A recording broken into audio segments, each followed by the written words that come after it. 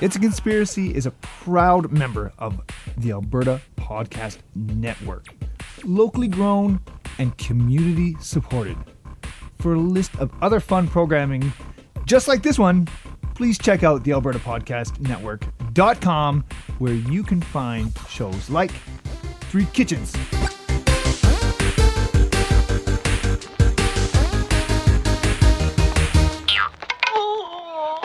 Record. Oh, I'm still so tired. Okay. Oh no. Ooh boy. But you got your excited glasses on. It's like my other new glasses. We look good. They do. I'm sorry we were laughing at you earlier. They look good. Yeah. No, because then I can only see certain things when I wear those glasses. Those Well, are you can put your those other are real glasses back on afterwards. which is let's wear them both. I will have a chance for Charlie in this episode to whip out his bifocals should he choose to. Boy. Yeah. Just keep them ready there. Keep them in the holster. That's how you keep them, right? Just a just RoboCop style. So, season 5, episode 6, Wrench. Welcome back, everyone, to It's Conspiracy. This is the podcast where we lay out the beliefs behind selected conspiracy theories, alternative accounts, legends, myths, and more. I'm your host, Andrew, and I do not claim to be an expert on anything we're going to discuss today, and will probably be wrong about everything because my search for the perfect meal has led me down the rabbit hole of dehydrating things. It's kind of disgusting, and it's kind of amazing at the same time. Have you guys tried dehydrating? Because it's fun. Dehydrating. I mean, what are you dehydrating? Oh, you can dehydrate soup. You can dehydrate like oatmeal. You can dehydrate bananas. You can dehydrate all kinds of stuff, Are you man. working for NASA?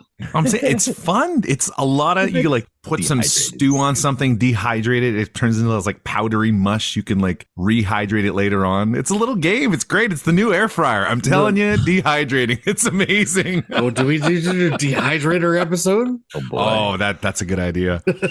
Do I need to do a rant on dehydrating food? Oh, you did go off on a beautiful rant about how what air fryers are just convection ovens and Everyone thinks shut they're up. fancy. Oh, I just put some oil in it. It's frying. Ooh. Frying with air. Oh, Yeah. I can't believe that brings up so many like Yeah. Y'all worked You up breathe. already. We just started this Breathe. episode. Now, as always, if you would like to see where we got the info on the salty leeches we are going to discuss today, then please do take a look at the notes in the episode description. Charlie struts around like he owns the place because of all that hard work, and you're making Papa proud, making Papa proud, my boy. it's about damn time. Now, it is. We are also a proud member of the Alberta Podcast Network. Yay team, yay friends, yay squad. We're making the podcast Papa's proud.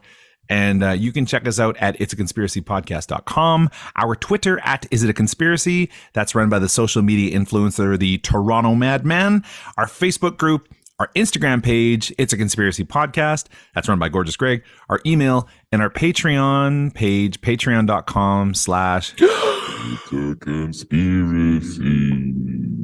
Ready then, joining the online distance communication time today is the aforementioned Charlie at Command Central and Gorgeous Greg. These lovely bunches of hydrated goodness, just meaty sacks, will interject as they see fit, and I do so appreciate their online digitally distanced company. When you said was- mighty that was- bunches, I thought you were going to say bunches of oats, and I was ready to be compared to cereal. Bunches of oats. Nope, we But get there's not- meaty There's not sacks. a meaty sack. Yeah. Meaty sacks. A meaty sack. Now, Charlie, with a yes or a no. I know we're going. I know, right? Taking it Full easy on circle. me, which means Can you tell me if you are familiar with these three subjects? yes or no. Number one, are we all Mongolian? No. Okay. Number two, a Charlie Scream Monster of the Week with Charlie Scream. Yes. Yes. Okay. to that one. Number three, 10 forgotten English swear words. Some, maybe. Some. Okay, some. All right. Possibly. Number one, subject number one, are we all Mongolian? Now, Genghis Khan, Charlie's favorite Mongolian, fearsome leader who's probably had the biggest empire in the history of the planet and perhaps was on a tear to populate the whole bloody place all on his onesie. So branches of geneticists, if you believe in geneticists, around the world have noticed the odd fact that nearly 8% of males living in certain areas that were formerly Mongolian Empire territories carry certain Y chromosomes that are the same. Given the area, this means that roughly 0.5% of the males on the planet are affected by this. So somewhere between 16 and 20 million people worldwide have this mysterious Y chromosome. This is a clear example that culture plays a very big role in patterns of genetic variation and diversity in human populations, said geneticist Spencer Wells. That's a great name. It's the first documented case when human culture has caused a single genetic lineage to increase to such an enormous extent in just a few hundred years. So in order for Genghis Khan, let's just call him Papa Khan, to make this happen, it would have taken a very specific sequence of events. So Papa Khan's empire went from the Pacific Ocean across the Asia and all the way to the Caspian Sea. His policy was not entirely friendly cooperation or taking prisoners. His conquests, many of which were carried out by family members after his death, were just annihilation. Just kill them all. This is also combined with his insistence on regular intervals, regular stops of harems and concubines for military officers throughout his lands. Add to that a desperate need for more and more manpower to both replenish the armies and to set up occupation. So, for example, Khan's oldest son, named Tushi, allegedly had 40 sons. So Tushi Khan doesn't quite sound super scary. Sounds like kind of a kid's character. He's a big teddy bear coming out of the. Is he a bad guy on Super Mario World? Any chance he's the inventor of the bidet? The bidet. And so he had 40 sons, and his grandson, Kublai Khan, I think is how you say that, or Kublai Khan, had 22 sons, which is quite a feat. But he also, and this just sounds, I'm like, whoa, buddy. So for the last few decades of his life, he would add about 30 wives to his harem each year. So every year he had 30 new wives coming in. That's a lot of Post-it notes. That's so the opposite of what we talked about in our last episode. It is the opposite. It's the exact opposite. He was spreading. Yeah. Instead of keeping it in. He was branching out instead of keeping it in. Yeah. Branching out.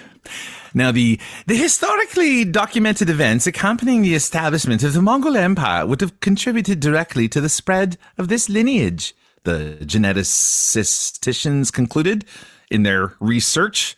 The reason that geneticists began forming this is because of the prevalence of an odd ability in an errant Y chromosome. Now, usually Y chromosomes are equally contributed by parents in a child's makeup.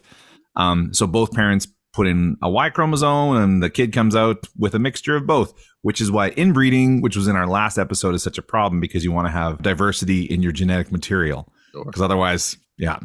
Diversify your genetic portfolio, folks.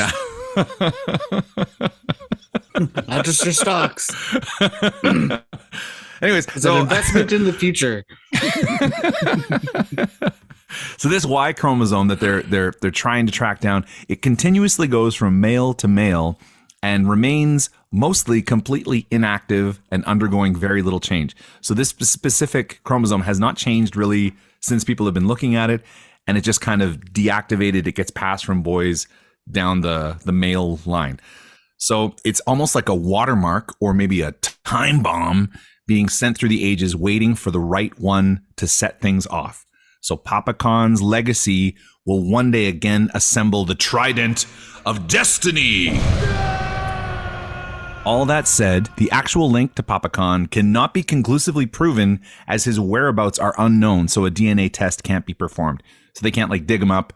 Didn't he kill like 2,500 people that saw him got buried or something like that? He's in a grave somewhere, of course, but they don't know where he's at. Where my Khan's at? In the meantime, if you take something like a 23andMe test, you might find out that you are a distant relative of Genghis Khan, and maybe you will be the one to finally activate the Y chromosome and assemble the Trident of Destiny. Wouldn't that be amazing? Yeah, it's not. One of us could be the one to fulfill the prophecy. Maybe it's Greg. Sounds like way too much responsibility, man. I put my pants on like everybody else. Right leg, left leg. Is there an order we're supposed to do? I go right leg first. Only I'm not sure. Actually, I did that thing. Now that I think about it, I put my left leg in the pants this morning. Oh, weird. Anyway, That's why you're having an off day. Yeah. bow before me. What are you guys? What are we Well, that's drinking? it. We're drinking now. We're drinking. What are we drinking? Well, I'll tell you what I'm drinking. Why don't I start? Just recently came back from a trip to Cuba where I was fortunate enough to pick up this bottle of Ron Santiago de Cuba 8-year-old rum. Oh my! It is an 8-year-old rum from Santiago de Cuba, released in 2021, that has been matured in white oak barrels, creating notes of honey, vanilla, tropical fruits, and cacao. It's got That was pretty awesome. some natural sweetness and some subtle spicy notes, and it is delightful. I've just been drinking it just on ice, just a couple rocks, chill it out. Yeah. How was your Cuba trip? Your Cuba adventure? It was fun. Oh man, it's probably been a while until, between the trip and when this episode comes out, but spent the last day of the trip drinking rum out of a coconut on the beach, sitting on the edge of a hurricane. So wow. What a real excursion, So you saw the hurricane? We didn't see it. We were on the outer rim. We were about as close as you ever really want to get to a hurricane. And you don't get that close even. So there was a light breeze. It was still tropical stormy. But, Wow. But it could have been a lot worse, so we were fortunate. No, that's good. I felt bad. I sent you that message and I was like, when you're flying home, I hope your plane isn't struck by lightning and you crash into the ocean. So jovial. Meanwhile, we're sitting in turbulence, like holding on to like, white knuckling it. I wonder what our drinks are gonna get here. Yeah, right. Oh man. So this is from the good people at Town Square Brewing, and it's called, I should have had this for Halloween, it's called Chainsaws for Hands. And it's a rye and ginger sour. It's fantastic. Look at that can. The name of it is Chainsaws for Hands. He has chainsaws for hands, which I'm like, I don't know what that has to do with beer, but obviously that is fantastic. This guy here, I'm going to give you guys a live reaction here. So this got a, here we go. Oh, it's coming. Oh. So this is a rye and ginger sour. Doesn't taste quite like a beer. Sour beers always kind of throw me off a little bit, but that's tasty, refreshing. So is this your first taste of it, period? I had one the other day and I really liked it. And I was like, I have to save this because it's perfect for the show. But my thing with sours is it's like if I pick up like 4 Irish Reds or 4 Blondes or something like that, we're talking about beers here. Then I have no problem being like, I can sit down. Crush all of these, yeah. Yeah, totally. Like watch a movie with some friends, something like that. Sours Drink are all these. different, man. But a sour, yeah, I'm like one and I'll nurse it for like an hour and that'll be it. And they're great, but they're just kind of not my. Sure. They're not crushers. They're not my crushers, yeah. No. Any actual sour beer that I've had that is like an actual sour beer, not one where it's like, oh, we're the style of a sour. It's like, no, a sour beer is like something you nurse for quite a while. And by the time you get to the end of it, you're like, oh, mama mia. All right, time for bed. So I'm gonna kind of go back to something that I may have mentioned before, I may have not, I don't remember, but it is the Collective Project Blood Orange, Yuzu, and Vanilla Sparkling Juice, which is infused with 10 milligrams of THC and 10 milligrams of CBD. So if you're kind of looking to get your party started and don't want to drink alcohol, that's the way to go. Oh, who is it made by? Like, do you? The company is called the Collective Project, but their write-up for it is combining flavors of yuzu and blood orange with a touch of sweet vanilla for a smooth taste.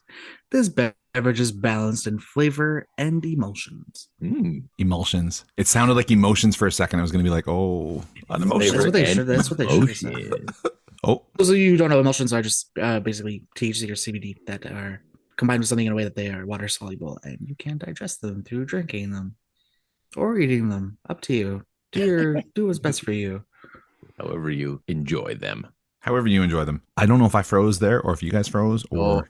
Greg froze for a second, but then he froze for a sped up second, and we caught all of what he said. It just went really fast. Okay. It was all in there when he was talking about emulsions.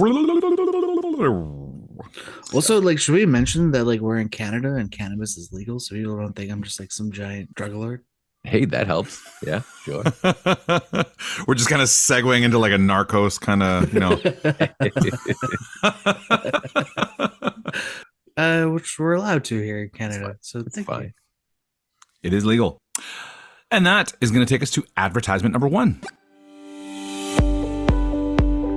This episode of It's a Conspiracy is brought to you by Alberta Blue Cross. Life as a business owner can be hectic to say the least. Alberta Blue Cross understands that. They offer flexible health, dental, life, and disability coverage for your employees. Even better, you can let your staff enroll and manage their coverage at any time and on any device. That makes life easier for them and for you. You've got this when it comes to group coverage for your small business, and Alberta Blue Cross has got your back. To learn more and explore your options, head to ab.bluecross.ca. Subject number 2, we are at a Charlie Scream Monster of the Week with Charlie Scream. Oh, that's me. All right. Well, welcome back to Charlie Scream's Monster of the Week, where I pick a different monster, either mythical, supernatural, or paranormal, and give it the classic X-Files solo episode attention and respect that it deserves. Why? Because cryptozoology is fun. Yay. Yeah. This week's subject, the Maryland Goat Man. Oh, jeez. Yes, that's right, Greg. As the name suggests, we return yet again to merry old Maryland. Woo! For yet another creepy cryptid. I know last time you were saying, damn, I just wish there was just one more Maryland monster that you could talk about. Well, one more. I want them all, baby. This one is a satyr-like creature / possible man-made hybrid that makes its home in Beltsville, Maryland. There are a few possible origins for the Goat Man. Some say the Goat Man was a man who kept goats and went mad after teenagers killed his flock. To others, he's in the same family as Bigfoot, a mythical beast that roams the earth. But the most interesting origin goes like this. There was this scientist who would perform experiments on goats, as scientists do, in the Beltsville Agricultural Research Center. Growing tired of the usual run-of-the-mill goat experiments that he would tend to perform, he got into more spicy, unusual experiments, ultimately fusing goat DNA with his own. Right with his own blood. So in classic horror movie style, he then mutates into the Goat Man with a thirst for blood and takes to wielding an axe while he stalks the back roads of Beltsville and is purported to live in the woods of Prince George's County, Maryland, where he supposedly still roams to this day. You should throw in a goat scream there. He was ready for it. Oh no. Sorry. Charlie's the real goat. Greatest of all time, the creature was described as having a human face, but with a body covered in hair, standing around 6 feet tall. However, descriptions differ on whether Goat Man looked more like a hairy humanoid or a human with the lower portion of a goat. Stories of the Goat Man started in the 50s, but really took off in the early 1970s in Prince George's County, where Old Goaty was linked to either the disappearances and or deaths of multiple dogs. Ooh. Yeah, I know. I knew I'd get Andrew with this part. Yeah, no, that's not nice. Hold on to your butts, Andy, because one user claimed that there are even some stories that say that Goat Man likes to throw dogs into the middle of busy roads. Okay. I don't like this monster. Yeah. Well, you're not supposed to like them. You're not supposed to like them. They are monsters, after all. I like how when Andrew's like really uncomfortable, he just laughs. Well, it's a dog being thrown into busy traffic. Oh, like I said, Andy, hold on to your butt. Oh. One article from the time was titled, "Residents Fear Goat Man Lives. Dog Found Decapitated in Old Bowie." The article described the search of the Edwards family for their missing puppy named Ginger. Days later, Ginger was found near Fletchtown Road, dead and headless. Oh, man. Local students would circulate the myth, leaving graffiti that read, "Goat Man was here," and "Goat Man lives." Kids at the time would go goat man hunting in the woods and even hold goat man parties, which was kind of like, oh, what's that movie? Oh, shit. What's that movie called where they're partying in the woods? You know the one? Dazed and Confused. Dazed and Confused, but with much more goats. Days of Confused, but much more goats. With a bunch of goats. When kids would misbehave in the back seat of their parents' car while they were driving, some parents would threaten them with, "Shut the hell up or we'll leave you on Fletchertown Road for the goat man to get you." According to one report, a boy having a grand old time at his birthday party was having a game of catch when the baseball rolled into the woods. The birthday boy runs into the woods after the ball, and after a few minutes, the parents at the birthday party hear screams. The mother runs into the woods after her son to find her son standing there, claiming that he had just seen the dark thing that stands in the corner of my room every night. Another sighting takes place in 1977 with two couples who were out on a date. They were parked for a bit at Lover's Lane when they heard what sounded like scratching outside of the car. They quickly turn on the headlights to reveal the Goat Man. Oh. Surprised by the light, the Goat Man, wielding his trusty axe, starts running towards them. Oh, nice. They managed to escape with only a scratch, but the car was hit by the axe. So these are the big stories of the Goat Man. But I mean, the USDA facility, the Beltsville Agricultural Research Center, has been forced to go on record and deny the origin of the Goat Man from their very facility. So, you know, it's some people believe it, some people don't. As for the Goat Man's legacy, he inspired a horror movie called Deadly Detour and was even name dropped in the classic coming-of-age movie American Graffiti. And that's the story of the Maryland Goat Man. Back to you, Andy. That was unsettling in a lot of ways. I knew I'd get you with that. Yeah. I kind of hope the Goat Man's name was something like William, you know? I'm William. Bad. That is bad. Okay, now, subject number 3, 10 forgotten English swear words. Son, this is what happens when you a stranger in the... Now, as we all know, swearing can be fun, therapeutic, and perhaps even medical. So studies have shown that pain tolerance and the use of foul language have a positive correlation. And people say that the smarter you are, the more you swear, which is kind of funny because we're always trying to like, hey, don't use those words. Let's use something else. But that's what they say. Now, typically here, we try to practice what could be described as church mouth, in which our vagrant unpleasantries are disguised by our voracious perspicacity. However, if there's one thing I am always down for, it's learning a new bad word, or in this case, an old bad word. You guys know what I'm saying? New old bad word. So before we start this, Charlie, you're going to need your other lenses, if you don't mind. So it depends. If you send it to me, yes, I'll put them on. Okay. So you guys go ahead and think this in your head or write it down. So don't say it out loud. Like, just keep it to yourself for the time being. But I would like you guys to write down a crude sentence filled with modern day expletives. So feel free to just get effing and jeffing all over this thing, but just keep it to yourself. We're trying to go heavy with the curses here. Curse away. A crude sentence filled with modern day expletives. Just like I said, effing and jeffing. I'm already like kind of worried about my first couple. Uh-oh. All right. And one sentence should be good, but like, you know, whatever. There. Hands down. Okay. Hands down. Yeah, I guess if you just put like a bunch of bad words together, it doesn't make sense. Yeah, totally. Okay, I'm ready. Okay.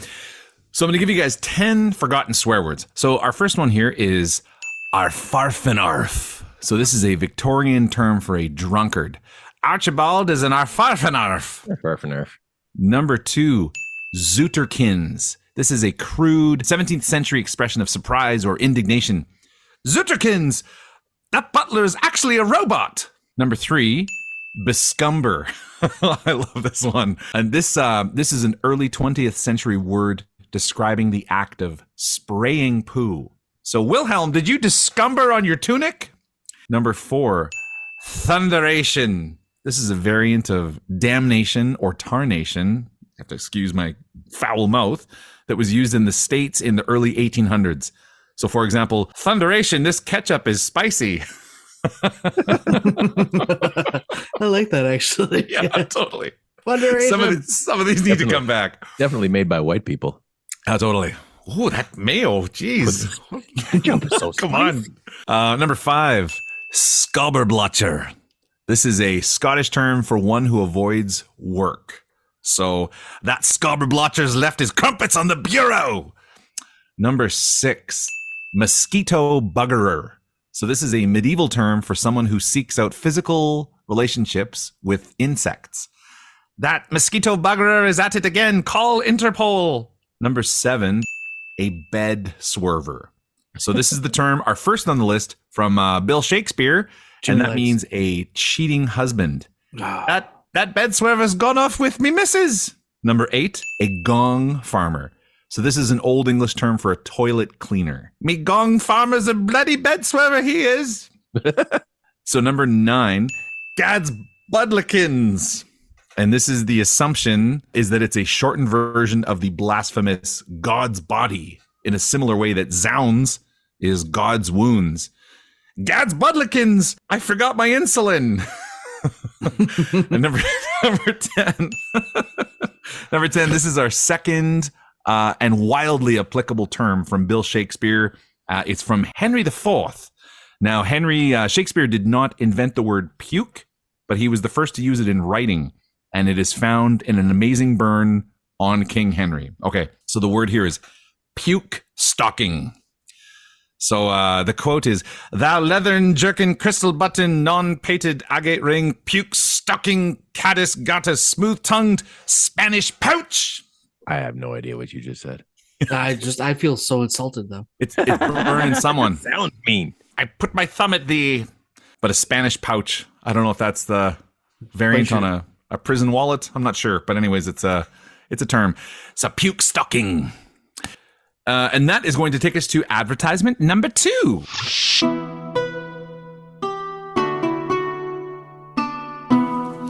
This episode of It's a Conspiracy is brought to you by Bloom. Want to get a handle on Edmonton's growing innovation scene? Take a listen to Bloom, Taproot's newest podcast. Each week, hosts Karen Unland and Faiza Ramji will discuss the latest developments in efforts to solve new problems and diversify the economy. Opinion time, opinion time. Hey everybody, it's opinion time. Okay. Hey, we're back, and it is opinion time. Now, I know it was quite some time ago. Greg, do you remember what our first theory was? This might have been an alternate universe. I don't even know where I am right now. This is the one we talked about, Genghis Khan. Oh yeah, like is it like one in every 200 men are related to Genghis Khan or something like that? Are we all Khans? Do we all come from Papa Khan? But does that mean we're all royalty? I guess, yeah, kind of. I mean, I've always called you your liege. That's why. Oh, You know? I didn't know that. Now, our second theory was the Maryland goat man. Oh, scary stuff. And then, Charles, what was our third theory? Do you recollect? British swears that you forgot, and the mouths that they came out of. Yeah. Now, in lieu of a regular opinion time for the words bit, I thought what I'd do is I would give you guys a chance to use these in a sentence. Okay. So remember when we thought of a crude thing to say in the beginning? So what I thought we could do here is I'll give you guys a minute, and I thought you could just replace the swears from our list with a few of these and see what kind of magical sentences we can be bescumbered with.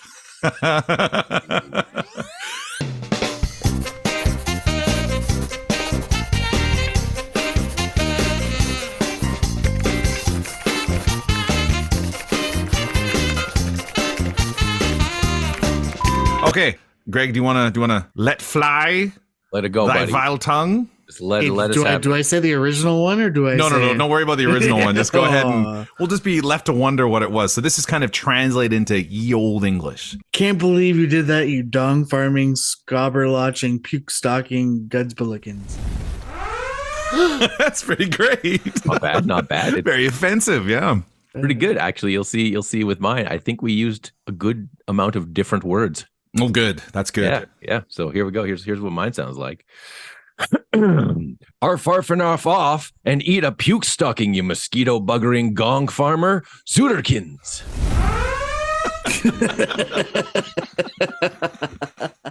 This is amazing. I could totally feel the spirit of what you both originally said. Like, absolutely.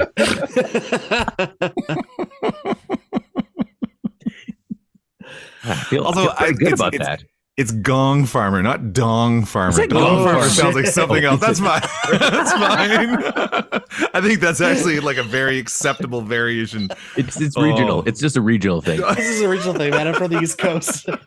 Yeah, no, that's awesome, man. It feels good to just like let some new vocab in, especially inappropriate vocab. Nice. So yeah, the goat man. When I went to camp in Red Deer when I was a kid, and we all heard about the goat man, and the goat man was gonna get you if you like snuck out, and the goat man had like murdered some kids in the woods the previous year, and the police were dragging the lake to find the goat man, and it was like really scary when I was a kid. But when I think back, I'm like, that absolutely was like a control tactic to be like, stay in your cabins. Don't run around. Cabins or the goat man will get you. The goat man will get you. But I do remember some kind of sadistic people working at the camp would like make goat sounds at night. It was really funny, really scary. Sometimes like knock on the door and be like, "Bah!" It's like, oh, it's a goat man. Yeah, pretty funny stuff thinking back. Yeah. Do you guys have any thoughts on the goat man, on William? William. Wool. I mean, I like the fact that, I like the idea that he was just like a scientist doing science who was like, let's just inject myself with some goat DNA. And he became this horrible transformation of this thing. Like, I also very much like that the Beltsville Agricultural Research Center has been forced to go on record and be like, we have no records of this ever happening. These experiments never happened. On record, but also that's exactly what you would say.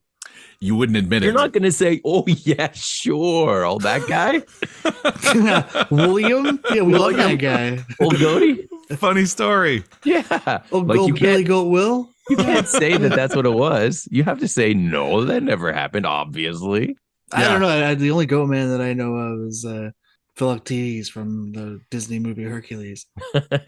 They seem pretty cool, voiced by Danny DeVito. Was not that unapproachable. I was just gonna ask you, like, if you were half goat, would you rather be like top half goat or bottom half goat? Like, which would you rather? Do you get to keep the human brain, or do you got a goat brain? Well, that's just it. If your top half is goat and you're like human from the waist down, like you just be screaming at everybody. you'd be screaming at everybody. Oh, yeah. I think I'd rather have goat from the waist down. I guess like the What, Hercules guy. Yeah. Or what's his face? That annoying guy on Hercules. Hey Herc, hey Herc. Oh man, The sky is falling. The sky is falling, Herc. It's what's his deadly. name? It's deadless. Yeah, this Dora the Explorer fights someone who. Dora the Explorer fights people. Yeah. So when Oh, Swiper what? steals something, you have to tell him not to steal. You're like, Swiper, no swiping. You have to say it 3 times, and he's like, oh, my secret power. So yeah, that's how you get him. Part of the Beetlejuicean myth. Now, as for Mongolian, have you guys ever done this 23andMe or something like that, where you like spit in a cup and? I've done a variation of that, and I've spit in many cups. Okay. But the one did not come up with any Mongolian. So Yeah. Well, Mongolian or Mongo home. Hey, that's what they say. what somebody says. I don't know. That's what somebody says. Somebody says that. For me, no, I've never done it. My thinking behind it is the Google government and everybody else has enough information on me due to what I do on my phone that they do not need my DNA or fingerprints or anything. So this is interesting. I know a lot of people that have said the same thing. They're like, I'm not giving my genetic profile to some company. No, and this is not like a conspiracy theorist like idea. I'm just like, you got enough information about me, you can figure out who I am. You don't need my I don't want to make it too easy for you. yeah, right? Like, come on, this is a little give and go. I would love to do it. I remember there was a time briefly when it was free, and then I looked into it, and it's now actually it's kind of expensive now to get it done. And like Charlie, when you did it, is that what you did? Like you spit in the little thing and you mailed spit it to the them? tube thing, you throw it in the mail, and you hope it all turns out all right, and then you get Like you your just- mail back a couple weeks later or something, and it says, "Hey, here's your percentages. Here's what your genetic DNA is made up of." Mm-hmm. So did they confirm the long going theory that you're actually royalty in that. Largely English. Largely English. Very largely English. So okay, and you are a lord now, mm-hmm. and you've got a deep gene pool. I hope you're not one of the. I believe so. Okay, that sounds good. My jaw's normal. I can swallow food on my own. Thank you very much. How many cousins do you have? I would love to do it. I mean, I kind of have always assumed my my genetic profile, but it would be kind of cool to be like, hey, what? I'm a little bit Mongolian. But I mean, the odds are like it's something, 0.5%. So like Greg said, I think the odds are one of the three of us actually being this would be against us, but it would be cool to have a little Genghis Khan in you. Oh yeah. And I do love the idea of a Y chromosome being passed down, and then at some point it's going to be activated, and like Genghis Khan's going to just burst out of your chest and like, I'm back from the grave. Someone's just going to say a specific word and you're going to be activated. Yeah. Spurtleklaus. That's the word of the day. Right then, you bloody gobs. Thank you so much for swinging by. We will be back with some live on locations in December. In the meantime, please feel free to check out our past casts and social medias at itsconspiracypodcast.com. Maybe subscribe, tell a friend, leave a review, order some merch, get in touch to say hello, maybe suggest a theory, or if you're feeling it, submit a version of the Opinion Time jingle. That's always a good time.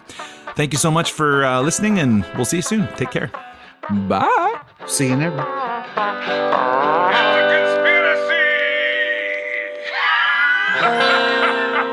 Children, it's time for your history lesson. Put on your virtual reality helmets. Excellent. Hello, Lisa. I'm Genghis Khan. You go where I go. Defile what I defile. Eat who I eat.